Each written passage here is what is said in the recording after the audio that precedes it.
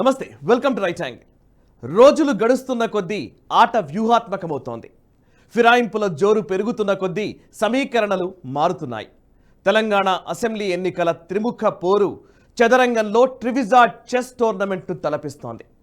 అధికార పార్టీ గెలుపుపై డాంభికపు ప్రకటనలు చేస్తోంది. కానీ లోపల చెప్పలేనన్ని భయాలు, సందేహాలతో సతమతమవుతోంది. కాంగ్రెస్ మేకపోతు గాంభీర్యాన్ని ప్రదర్శిస్తోంది.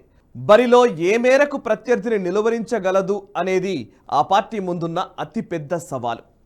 తెలంగాణ బీజేపీ పోటీ నుంచి ఒక రకమైన అప్రకటిత విరమణ ప్రకటించిందని, అందుకే ఆ పార్టీలో అంతటా అలసత్వం, తాత్సారం కనిపిస్తోందనే ప్రచారాన్ని ఉద్దేశపూర్వకంగానే మిగతా రెండు పార్టీలు పెంచి పోషిస్తున్నాయనేది స్పష్టంగానే కనిపిస్తోంది.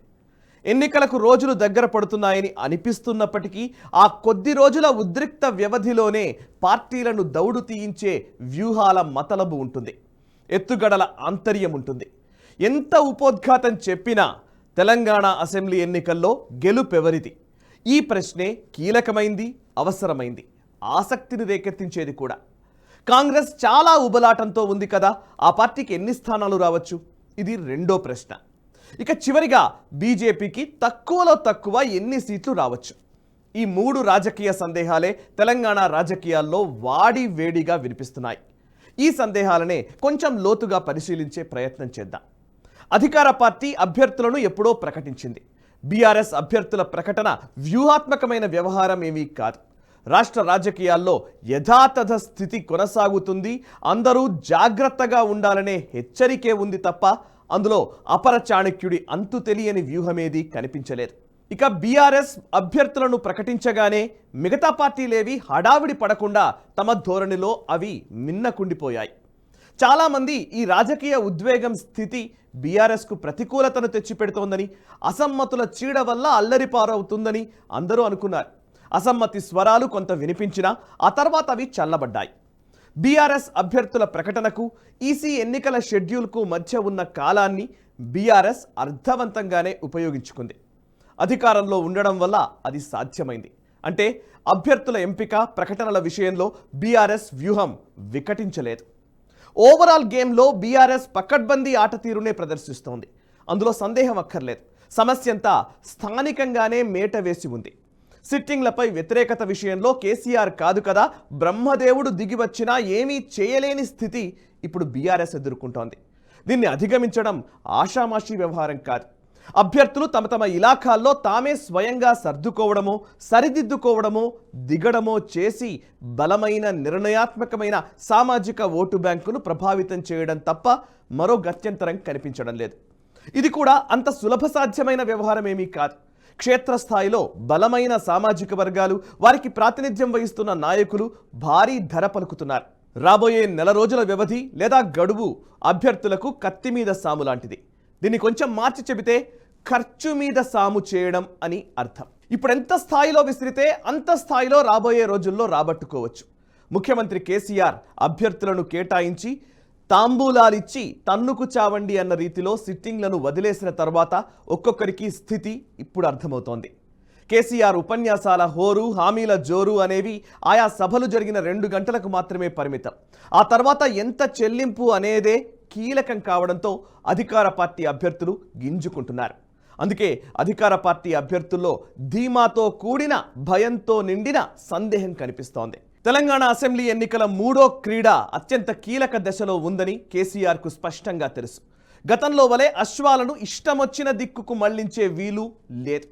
అవి ఎటువైపు మరలుతాయో అంతిమ క్షణం వరకు వేచి చూసి అటు వెళ్లడం తప్ప మరో మార్గం లేదు. అందుకే కేసీఆర్ స్వరంలో మునుపటి గాంభీర్యం, ధైర్యం, ధాటి, విశ్వాసం, సవాల్ విసరగల చేవ కనిపించట్లేదు. మాటల చతురతకు జనంలో ఆకర్షణ సన్నగిల్లిందని, చెణుకు విసిరితే కడుపుబ్బే పరిస్థితిలో జనం లేరని గుర్తించారు కేసీఆర్. జరుగుతున్న ఎన్నికల సభల్లో కేసీఆర్ ఆకర్షణ మంత్రాలు విసరడం లేదు. జోలి చెబితే జోలె నిండదని అర్థమైంది. అందుకే నిరాడంబర స్వరంతో, పెద్దరికపు మాటకారితనంతో స్థిరంగా కొన్ని నిశ్చితాలను ప్రజల ముందుంచుతున్నారు. ఒకవేళ రాజకీయ అనిశ్చితి వచ్చి తాను అధికారంలోకి రాకుండా పోతే ఏర్పడే ఖాళీ వల్ల వచ్చే ప్రమాదం తెలంగాణ ప్రజలకే తప్ప వ్యక్తిగతంగా తనకేమీ కాదని నర్మగర్భంగా హెచ్చరిస్తున్నారు. ఈ విడత కేసీఆర్కు ఓటు వేయడం అనేది లలాట లిఖితమని, జవదాటలేని విధి అని కూడా అక్కడక్కడ సార్వజనిక భాషలో అంటున్నారు. బీఆర్ఎస్ అనుసరిస్తున్న అంతిమ వ్యూహం ఇదే. అన్ని అస్త్రాలు మన చేయి దాటిన తర్వాత ఓటర్ మహాశయులను అన్ని విధాలా ప్రసన్నం చేసుకుంటూనే అభ్యర్థుల మదిలో విడవక తొలిచే అనుమానాన్ని నివృత్తి చేసుకోవడానికి ఒక బెదిరింపుతో కూడిన నైతిక అస్త్రాన్ని కూడా తప్పక సంధించాల్సి ఉంటుంది. కేసీఆర్ బహిరంగ సభల్లో చేస్తున్నది అదే. ప్రత్యర్థి గెలుస్తాడనే భయం కన్నా తాను ఎక్కడ ఓటమి పాలవుతానో అనే క్షోభ ఇప్పుడు కేసీఆర్ను ముందుకు నడిపిస్తోంది.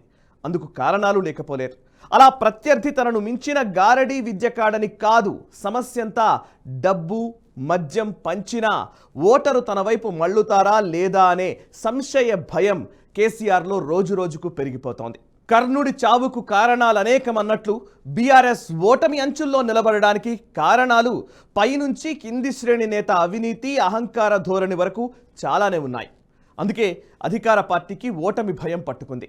నిజానికి ఇది కాంగ్రెస్ పార్టీకి స్వతహాగా సమకూరిన జనబలం కాదు.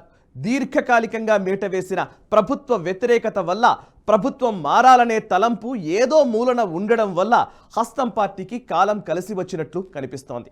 దాన్ని అందిపుచ్చుకోవడంలోనూ కాంగ్రెస్ పార్టీ తగినంత ఉత్సాహం ప్రదర్శిస్తోంది. అందుకు తగిన యంత్రాంగాన్ని ఏర్పాటు చేసుకుంది. ఊహించని విధంగా వ్యూహ చతురతను ప్రదర్శిస్తోంది. మొత్తంగా వచ్చే ఎన్నికల్లో కేసీఆర్కు తానే ప్రత్యర్థిని అనే బదలాయింపును స్థిరం చేసుకుంది. అధికార పార్టీ బలహీనతలు, ప్రభుత్వ వ్యతిరేకత, అభ్యర్థుల పట్ల ఉన్న నిరసన ఎన్ని ఉన్నా క్షేత్రస్థాయిలో కాంగ్రెస్ పార్టీకి ఉండాల్సినన్ని అవలక్షణాలు, అనారోగ్యకర వాతావరణం, వర్గపోరు ఉండనే ఉన్నాయి. అధికార బీఆర్ఎస్ అనేక స్థానాల్లో తన సొంత బలాన్ని, పంపకాల క్రతువును నమ్ముకోలేదు. కాంగ్రెస్ అభ్యర్థుల బలహీనతలు, సంపన్న అభ్యర్థులు కాకపోవడం, కాంగ్రెస్ పార్టీ వెంట ఉన్న బలమైన నేతలకు బేరసారాల వలలు వేయడాన్నే నమ్ముకుంది. యుద్ధంలో మన బలం కన్నా కొన్నిసార్లు ప్రత్యర్థి బలహీనతలే విజయాన్ని సునాయాసం చేస్తాయనే యుద్ధ సూత్రం ఉండనే ఉంది కదా. ప్రస్తుతానికి మనకు లభిస్తున్న అంచనాలను బట్టి అధికార బీఆర్ఎస్ పార్టీకి తన అంతర్గత అంచనాల్లో కూడా ఏ జిల్లాలో ఎన్ని స్థానాలు వస్తాయి, పోనీ జిల్లాలను వదిలేసినా ఉత్తర తెలంగాణలో ఖచ్చితంగా ఎన్ని రావచ్చు, దక్షిణ తెలంగాణలో ఎన్నొచ్చే అవకాశం ఉంది అనే విషయంలో కూడా ఖచ్చితమైన అంచనాలు కనిపించట్లేదు. డోలాయమాన అంచనాలే వారికి ప్రస్తుతం ఆధారంగా పనిచేస్తున్నాయి. అధికార బీఆర్ఎస్కు ప్రస్తుతానికి ఉన్న అంచనా 45 స్థానాలు. అంటే ఇంకా 20 నుంచి 25 స్థానాల్లో వారు సర్కస్ ఫీట్లు చేయక తప్పని స్థితి ఉందని స్పష్టంగా అర్థమవుతోంది. కాంగ్రెస్ పరిస్థితి కూడా సుమారుగా ఇలాగే కనిపిస్తోంది.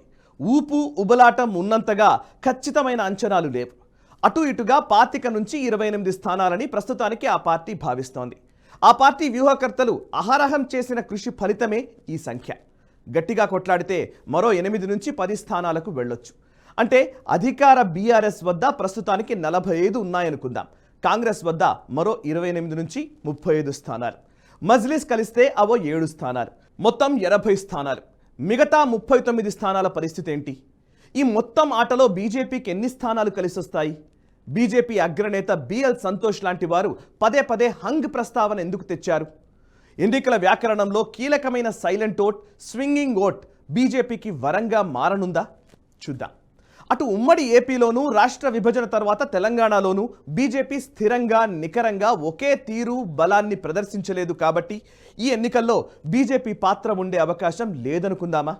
ఉన్నా అంతంత మాత్రమే అనుకుందామా? అలా అలక్ష్యం చేయడానికి వీలు లేని గతం కూడా ఉంది కాబట్టి దాన్ని కూడా పరిగణలోకి తీసుకుందాం. జిహెచ్ఎంసీ ఎన్నికల్లో బీజేపీ కూడా స్వయంగా ఊహించనన్ని స్థానాలు కైవసం చేసుకుంది. బహుశా 20 స్థానాలు వస్తాయనే అంచనాతో ఉండి ఉండవచ్చు అప్పటి బీజేపీ. కానీ 48 వరకు సాధించింది.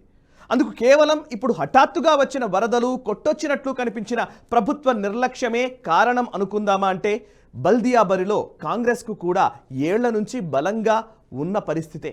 బలమైన కార్పొరేటర్ అభ్యర్థులున్నారు. అయినా ఆ పార్టీ వైపు నగర ఓటర్లు మొగ్గలేరు.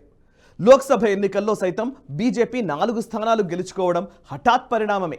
కానీ దాని వెనక ఎలాంటి స్థితి ఓటరును వెంటాడి ఉంటుందనేది చాలా ముఖ్యమైన అంశం. దీనికి కారణం ఏమై ఉంటుంది? రాబోయే అసెంబ్లీ ఎన్నికల్లో ఉత్తర తెలంగాణ ప్రాంతం బీజేపీ పాలిట కల్పతరువులా మారడం ఖాయంగానే కనిపిస్తోంది. గత ఎన్నికల్లో 22 స్థానాల్లో గట్టి పోటీ ఇచ్చిన బీజేపీ రాబోయే ఎన్నికల్లో 34 స్థానాల్లో పోటీ ఇస్తుందని తెలుస్తోంది. ముఖ్యంగా ఉత్తర తెలంగాణ జిల్లాల్లో బీజేపీకి ఎక్కువ స్థానాలు రావడం ఖాయంగా కనిపిస్తోంది. సైలెంట్ ఓట్, స్వింగింగ్ ఓట్లు బీజేపీ వైపు మొగ్గు చూపడం ఖాయమంటున్నారు నిపుణులు. ఉత్తర తెలంగాణలో ఎక్కువ స్థానాల్లో, దక్షిణ తెలంగాణ ప్రాంతంలో 3-4 చోట్ల బీజేపీ గెలిచి ఏ పార్టీ స్వంతంగా ప్రభుత్వాన్ని ఏర్పాటు చేయలేని సంకట స్థితిని తెస్తుందనడంలో సందేహం లేదు. ఆ సంకట స్థితిని మళ్ళీ బీజేపీ కేంద్ర అధిష్టానమే పరిష్కరించాలి తప్ప మరో మార్గం లేదని ప్రస్తుతానికి కనబడుతోంది. రాబోయే రోజుల్లో ఎలాంటి మార్పులు చోటు చేసుకుంటాయి, ఏ సమీకరణలు ఎలాంటి స్థితిని ముందుకు తెస్తాయి అనేది వేచి చూడాల్సిందే. ఈ వీడియో నచ్చితే లైక్ చేయండి, 10 మందికి షేర్ చేయండి. మీ కమెంట్స్ ద్వారా మీ అభిప్రాయాలు మాతో పంచుకోండి. మనసా వాచా కర్మణ దేశహితం కోసం పరితపించే నేషనలిస్ట్ హబ్ గ్రూప్ ఆఫ్ ఛానల్స్ని సబ్స్క్రైబ్ చేసుకొని జాతీయవాద జర్నలిజాన్ని ప్రోత్సహించండి. Thank you very much. ఈ వీడియో మీకు నచ్చినట్టయితే లైక్ చేయండి, 10 మందికి షేర్ చేయండి. అలాగే కామెంట్ల రూపంలో మీ అభిప్రాయాలను మాతో పంచుకోండి. Nationalist hub group of channels ను సబ్స్క్రైబ్ చేసుకుని తెలుగునాట జాతీయవాద జర్నలిజాన్ని ప్రోత్సహించండి. ఈ వీడియో కింద ఉన్న బెల్ ఐకాన్ పై క్లిక్ చేయడం మర్చిపోవద్దు.